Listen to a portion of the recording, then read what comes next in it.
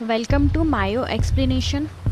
Movie की शुरुआत में सुजुकी सरनेम की हम 4 लोगों की फैमिली देखते हैं जो कि टोक्यो में एक अपार्टमेंट में रहते हैं। फादर योशी टीवी देख रहे थे और बेटा किंजी और यूई अपने फ़ोन पर बिजी थे। यहाँ हम देखते हैं कि पूरी फैमिली एंटरटेनमेंट के लिए टेक्नोलॉजी पर डिपेंडेंट है और मुश्किल से ही साथ में समय बिताते हैं। अब अगले दिन योशी लेट उठता है क्योंकि उसकी अलार्म क्लॉक बजी ही नहीं। वो तुरंत बाहर आकर अपनी वाइफ से टाइम पूछता है, बट घर की कोई भी घड़ी काम नहीं कर रही थी और साथ ही उसकी वाइफ उससे बताती है कि इलेक्ट्रिसिटी भी नहीं है, जिस रीज़न से घर की कोई भी मशीन काम नहीं कर रही थी। यूई भी जाग गई थी और जैसे ही उसे पता चलता है कि घर पर इलेक्ट्रिसिटी नहीं है, वो तुरंत भागकर अपना फ़ोन देखती है। योशी इलेक्ट्रिसिटी कंपनी में फ़ोन करता है लेकिन फ़ोन भी बंद हो चुका था। अब तीनों तैयार होकर अपने काम और स्कूल जाने के लिए निकलते हैं। सामने ही वो सबकी भीड़ देखते हैं, पर यहाँ सबको पता चलता है कि लिफ्ट का जनरेटर भी काम नहीं कर रहा, इसलिए अब वो सब लोग सीढ़ियों से जाते हैं। योशी ऑलरेडी लेट था, इसलिए वो ट्रेन स्टेशन निकलता है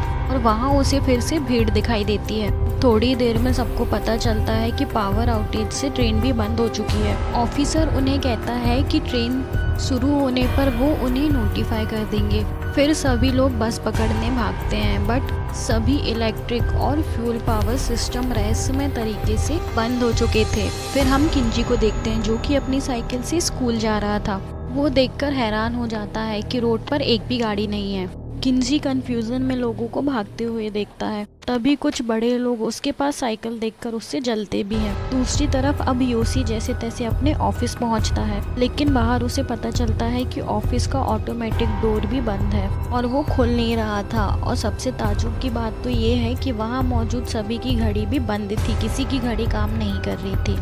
इसी वजह से उनमें से किसी को भी नहीं पता था कि अभी टाइम क्या है। कुछ देर सोचने के बाद उसके 2 कलीग उस दरवाजे को तोड़ देते हैं और सभी अंदर अपना काम करने जाते हैं। बट ऑफिस के अंदर जाकर वो लोग डिसअपॉइंट हो जाते हैं क्योंकि ऑफिस का कोई भी सिस्टम काम नहीं कर रहा था। यहीं दूसरी तरफ घर के बाहर मित्सु अपने दोस्तों से मिलती है जो कि सब मिलकर पावर आउटेज की बातें कर रहे थे। उसकी सभी फ्रेंड्स पास ही के स्टोर में भागती हैं ताकि वो लोग रात के लिए कैंडल्स ले सकें। मित्सी कंफ्यूज थी क्योंकि उसे लग रहा था कि रात होने तक पावर आ जाएगा, बट फिर भी वो अपनी फ्रेंड्स को फॉलो करती है। स्टोर में लोग पानी, खाना और सप्लाई का स्टॉक जमा कर रहे थे। मित्सु भी उनको देखकर सेम करती है, लेकिन पेमेंट करने के लिए लंबी लाइन लग चुकी थी। लेकिन पेमेंट भी इलेक्ट्रिक मशीन से चलती है, इसलिए कैशियर्स अनाउंस करते हैं कि वो लोग सिर्फ कैश ही लेंगे। अभी कुछ लोग लाइन तोड़कर एटीएम जाते हैं, पर तभी उन्हें पता चलता है कि एटीएम भी काम नहीं कर रहा। तभी योशी के ऑफिस में लोगों को समझ में आता है कि ये कोई नॉर्मल पावर आउटेज नहीं है और उनका बॉस आज के दिन उन्हें छुट्टी दे देता है। अब बाहर योशी एक साइकिल स्टोर में जाता है,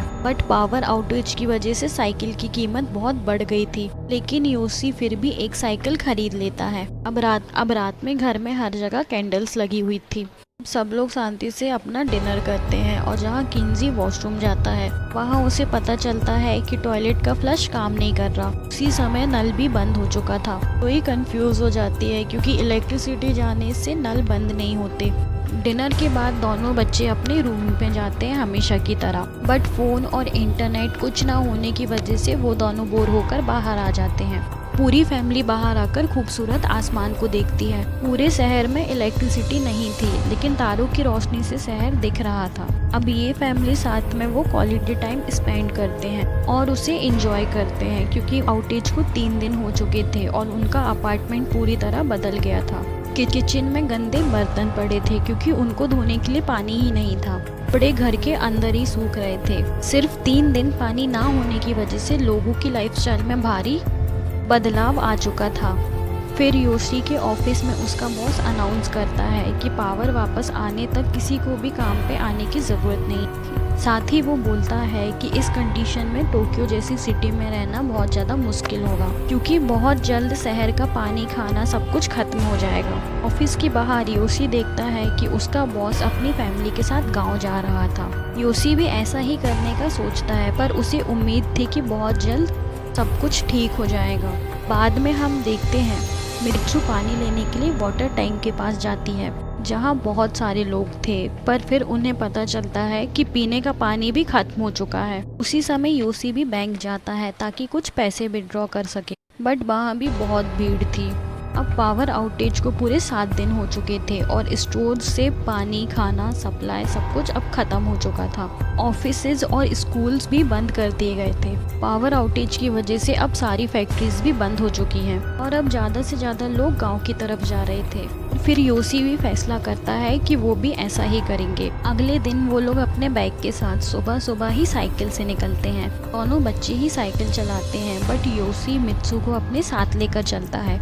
अब उन्हें रास्ते में पानी खरीदना था, लेकिन सभी शॉपकीपर्स ने पानी की कीमत अब बहुत ही ज़्यादा बढ़ा दी थी। मित्सु बार्गेनिंग करती है और बहुत कम दाम पर बहुत सारा पानी खरीद लेती है। फिर वो लोग एक जगह रेस्ट करते हैं और खाना खाने के बाद फिर से वो लोग आगे बढ़ते हैं। ऐसे ही वो लोग एयरपोर्ट तक पहुंच जाते हैं, क्योंकि उनका प्लान था कि वो लोग फ्लाइट से मित्सु के फादर के गांव जाएंगे और किसी ने बताया था कि फ्लाइट्स चल रही है। बट यहाँ पर भी वो लोग डिसअपॉइंट हो जाते हैं, क्योंकि बाहर भीड़ ऑफिसर्स के साथ बहस कर रही थी। ऑफिसर्स बताते हैं कि जब तक पावर वापस नहीं आ जाता सारी फ्लाइट्स कैंसिल हो चुकी हैं। अब उनके पास जाने के लिए जगह नहीं थी, इसलिए वो पास ही के होटल में जाते हैं। होटल की ओनर उनके सिचुएशन का एडवांटेज उठाते हुए उनसे बहुत ज़्यादा पैसों की डिमांड करती है। अब रात में योई उन्हें वापस चलने के लिए कहती है, पर योशी उन्हें बताता है कि अब तक टोक्यो में पानी और खाना सब कुछ खत्म हो चुका होगा और पानी के बिना वहाँ पर जिंदा रहना नामुमकिन है। अब उन्हें साइकिल से ही उस गांव तक जाना होगा। फिर दोनों भाई बहन एक स्टोर में जाते हैं और वहाँ से एक बुक लेते हैं जिसमें मैप था, ताकि वो लोग लोकेशन का पता लगा सके। दूसरी तरफ पेरेंट्स योशी की शराब की 2 बोतल के बदले एक साइकिल और कुछ खाना एक्सचेंज करते हैं। फिर वो लोग अपनी जर्नी कंटिन्यू करते हैं और कुछ देर बाद वो लोग एक हाईवे पर पहुंचते हैं। वहाँ उनके ही जैसे बहुत सारे लोग थे और बहुत से लोग पैदल ही गाँव जा रहे थे। फिर रात होने पर वो लोग कैंप पर बाकी ट्रैवलर्स के साथ ही रुकते हैं। तभी एक कपल उन्हें पानी पीता देख उनसे थोड़ा पानी मांगता है, बट वो लोग झूठ बोल देते हैं कि ये उनकी आखिरी बोतल थी। अब अगली सुबह वो अपनी जर्नी कंटिन्यू करते हैं, लेकिन एक टनल में उन्हें बहुत सारी लाशें दिखाई देती हैं। वहाँ एक बूढ़ी औरत उनकी हेल्प करती है और उनको उस टनल से बाहर निकालती है। अब पावर आउटेज को 16 दिन हो चुके थे और वो परिवार एक नदी के किनारे रुका था, जहाँ उनकी पानी की आखिरी बोतल भी खत्म हो जाती है। अब कोई भी ऑप्शन ना होने की वजह से योशी डायरेक्टली नदी का पानी पीता है। नदी से आगे बढ़ने पर उन्हें एक बहुत बड़ा तूफान मिलता है, इसीलिए उन्हें अपनी साइकिल और सामान को छोड़कर बचने के लिए एक पुल के नीचे छुपना पड़ता है। तूफान खत्म होने पर वो लोग देखते हैं कि एक साइकिल का टायर खराब हो चुका था, साथ ही साथ उनके कपड़े और खाना भी बर्बाद हो चुका है। बाद में दोनों बच्चे पासी के एक शहर में जाकर पानी और खाना ढूंढते हैं। तभी वो लोग एक स्टोर पर पहुंचते हैं, पर फिर उनको पता चलता है कि वहाँ का फूड और पानी सब कुछ खत्म हो चुका है। किंजी अपनी साइकिल के लिए टायर देखने जाता है, लेकिन सारे टायर्स बिक चुके थे। तभी उन्हें स्टोर में एक बैटरी वाटर दिखता है जो कि पिया जा सकता था, और यूई अपने साथ कैट फूड ले लेती है और दोनों वापस अपने पेरेंट्स के पास आते हैं। यूई पहली बार कैट फूड खाती है और उसे ये बहुत गंदा लगता है, लेकिन सरवाइव करने के लिए वो लोग कॉम्प्रोमाइज कर लेते हैं। किंजी अपने फोन कवर से साइकिल का टायर ठीक करता है और वो लोग फिर से अपनी जर्नी कंटिन्यू करते हैं। अब पूरी फैमिली कैट फूड और बैटरी वाटर से एक हफ्ते सरवाइव कर लेते हैं। फिर 22वें दिन उन लोग एक कैंपस से मिलते हैं। कैंपर्स उन्हें सड़क में उगने वाले कुछ पौधों के बारे में बताते हैं जिन्हें खाया जा सकता था। उनमें से एक अपने नॉन डिजिटल कैमरा से उनकी फोटो लेता है और उन्हें प्रॉमिस करता है कि पावर वापस आने तक वो उन्हें फोटो भेज देगा। कुछ घंटों तक वो उनके साथ ही चलते हैं, पर फिर वो लोग अपने रास्ते निकल जाते हैं। अगले दिन फैमिली एक इक्विलिब्रियम के बाहर पहुंचती है, जहां लोग मछली पकड़कर और उसे खा रहे थे। फैमिली खुश होकर लाइन में लगती है, क्योंकि वहाँ पे वो आदमी भी मना कर देता है। निराश होकर फैमिली अपनी जर्नी कंटिन्यू करती है, लेकिन जल्द ही पानी और खाने की कमी से सभी बहुत ज़्यादा थक जाते हैं और थक कर बैठ जाते हैं। तभी योशी मजबूरन एक कीड़ा खाने वाला था, बट तभी पास ही में वो लोग एक पिग को देखते हैं और सभी बहुत ज़्यादा खुश हो जाते हैं। योशी पिग को पकड़ लेता है। पर भूख से परेशान होने के बाद भी वो लोग उसे मारने से हिचकिचा रहे थे। तभी वहाँ पर एक आदमी आता है और खुद ही पिग के टुकड़े कर देता है। वो आदमी खुद का नाम तनाका बताता है और फैमिली से उस पिग को उसके फार्म तक लाने कहता है। उसके घर पर वो उन्हें खाना खिलाता है और कुछ दिनों से भूखे होने पर वो लोग पूरा खाना ही खा जाते हैं। वो तनाका के साथ हफ्ते भर रहते हैं पर फिर से गांव जाने की अपनी जर्नी कंटिन्यू करते हैं। 3 दिनों बाद अब वो लोग एक नदी के सामने, उन्हें पता चलता है कि जिस मैप को वो लोग फॉलो कर रहे थे वो एक पुराना मैप है और उन्हें अपने गाँव जाने के लिए नदी को पार करना होगा। इसलिए वो लोग लकड़ी के टुकड़ों से एक राफ्ट बनाते हैं और किसी तरह सुए और मित्सु को नदी के उस पार पहुंच जाते हैं। फिर दूसरी ट्रिप में किंजी और योशी अपनी साइकिल लेने वापस आते हैं, लेकिन वापस आते समय ही बारिश बहुत तेज हो जाती है। पानी का बहाव भी, जिस रीजन से उनका राफ्ट अब टूट जाता है और योशी साइकिल के साथ डूब जाता है। किंजी अपने फादर को बचाने की पूरी कोशिश करता है, लेकिन नदी में उसे योशी की बिग ही मिलती है।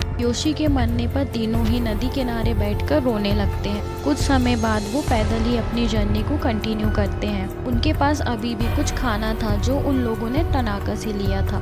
तीनों रेलवे ट्रैक पर चल रहे थे, लेकिन अचानक से कुछ डॉग मित्सु पर अटैक कर देते हैं, जिससे वो ढलान से नीचे गिर जाते हैं। अब दोनों बच्चे अपनी माँ को बचाने के लिए भागते हैं, लेकिन नीचे जाकर उन्हें पता चलता है कि मित्सु का पैर टूट चुका है। किसी तरह वो लोग ट्रैक पर वापस आकर और फिर से अपनी जर्नी कंटिन्यू करते हैं, पर डॉग्स उनके ऊपर फिर से हमला कर देते हैं। लेकिन तुरंत बाद ही उन्हें ट्रेन की आवाज़ आती है और तीनों बहुत हैरान होते हैं क्योंकि ट्रेन उन्हें लेने के लिए रुक भी जाती है। वो ट्रेन कोयले से चलती है, इसीलिए ये ट्रेन अभी भी काम कर रही थी। ट्रेन के अंदर के लोग मित्सु का इलाज करते हैं और साथ ही साथ उनकी काफ़ी मदद करते हैं। अगले दिन हम नदी किनारे योशी की बॉडी देखते हैं, लेकिन योशी उठ जाता है और किसी तरह उसके पास खड़े ट्रक तक जाता है और तभी वही ट्रेन उसके सामने से गुजरती है। योशी स्मोक टॉर्च जलाता है ताकि ट्रेन के लोग उसे देख सकें। तभी ट्रेन उसे देखकर रुक जाती है और तभी परिवार फाइनली मिल जाता है।